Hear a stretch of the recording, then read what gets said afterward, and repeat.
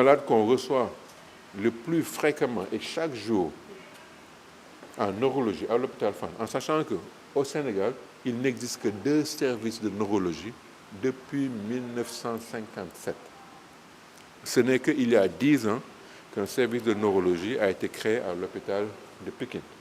En tout cas, pour le service de neurologie de Fann, qui date de 1957 et qui a formé tous les premiers neurologues francophones de l'Afrique de l'Ouest, chaque jour, la maladie qu'on reçoit, c'est l'accident vasculaire cérébral. Il y en a beaucoup. Au moins la moitié des lits de nos services est occupée par des AVC. Deuxième chiffre que je vous donne, la moitié des malades qu'on hospitalise en neurologie à l'hôpital Fann pour AVC n'ont pas 50 ans. Car l'âge de ceux qui font les AVC sont de plus en plus jeunes parce que c'est très tôt que l'éducation sur le plan alimentaire, l'activité sportive, ne pas toucher à la cigarette et autres. Quand elle se fait mal, maintenant on voit très tôt les maladies venir. Deuxième maladie, c'est l'épilepsie. Maintenant, au moins, les épileptiques viennent se faire consulter. Quand on a mis en place la Ligue sénégalaise contre l'épilepsie, pour montrer que ce n'est pas une maladie du diable, ce n'est pas de la sorcellerie, n'importe qui peut faire une crise d'épilepsie. Maintenant, les gens viennent consulter alors qu'ils se cachent.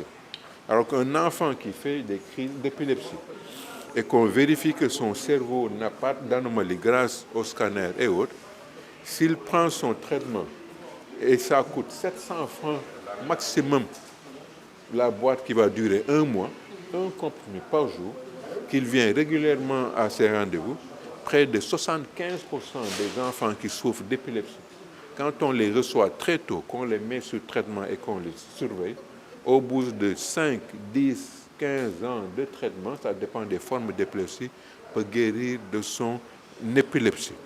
Les autres maladies qu'on peut vous citer, il y a beaucoup de cas de migraines et de maux de tête, dont une raison, c'est dû au manque de sommeil. Deuxièmement, les impacts de la pollution de la ville qui fait que l'oxygénation n'est pas très bonne, donne des maux de tête, à côté des maux de tête qui n'ont rien de physique ou de chimique, qui sont liés à un stress dû au mal-être, aux difficultés de la vie, parce que les gens, au moindre petit problème, ils le captent dans leur corps et dans la tête. Ça va générer des insomnies et ça va entretenir des maux. Ils vont se retrouver à prendre des médicaments tous les jours et autres. Et enfin, vous avez tout un ensemble de maladies où les gens ont des problèmes de marche, soit parce qu'ils ont des problèmes de nerfs à cause des effets du diabète qui détruit les nerfs sans aucun signe. Et quand ils viennent à nous, les nerfs sont très, très souffrants. Soit ils ont des problèmes lombaires parce qu'ils ne font pas suffisamment de sport, n'entretiennent pas ça, ou bien ils ont eu des traumatismes, ou bien ils soulèvent des charges très lourdes, alors qu'il y a une manière de soulever une charge lourde. Si vous ne le faites pas, vous déclenchez ce qu'on appelle les lombalgies, et il y a des cas où on est obligé d'aller jusqu'à la neurochirurgie pour les opérer. Donc pour chacune de ces maladies, nous avons des chiffres du nombre qui apparaît chaque année, du nombre de décès, du nombre de séquelles qui peuvent être durables, dont certains récupérables et d'autres malheureusement moins difficilement récupérables.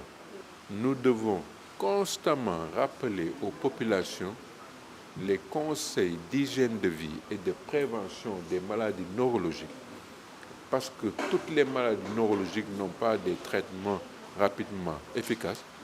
C'est le système qui a un développement et une évolution qui est la plus compliquée de tous les organes. Donc, prévention, prévention, prévention, je peux les résumer, c'est manger de manière saine, pas beaucoup de sucre, pas beaucoup de sel, pas beaucoup de matière grasse.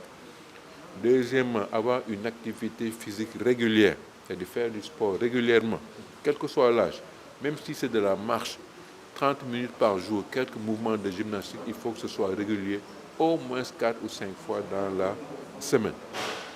Troisième recommandation, on l'a dit cet après-midi, la nuit est faite pour dormir. Il faut s'arranger chaque jour pour dormir minimum 6 heures de temps. Si on peut dormir 7, c'est bon. Si on peut dormir 8, c'est bon. Surtout chez les enfants, quand ils ont des déficits de sommeil, ils vont avoir des problèmes d'apprentissage et autres. Quatrième recommandation, il faut savoir dans la vie apprendre à faire face aux difficultés et pas verser dans une sorte de découragement, ne pas savoir affronter les réalités jusqu'à ce que cela vous pousse à aller chercher le réconfort dans des artifices comme la cigarette, l'alcool ou les drogues. Et vous voyez, chaque jour dans la presse, on parle de cocaïne et autres. C'est parce qu'il faut insister. Dernière recommandation, c'est dans les premières tranches de vie, et dans la première quinzaine de vie, que le père, la mère, la famille doit porter une attention particulière à l'éducation des enfants. Tout cela, quand ce n'est pas bien géré, ça finit par impacter sur le système nerveux, qui est le système qui a les maladies les plus spectaculaires et dont le traitement et l'évolution sont encore en 2024 les plus compliqués malgré les recherches qui sont faites autour des maladies neurologiques.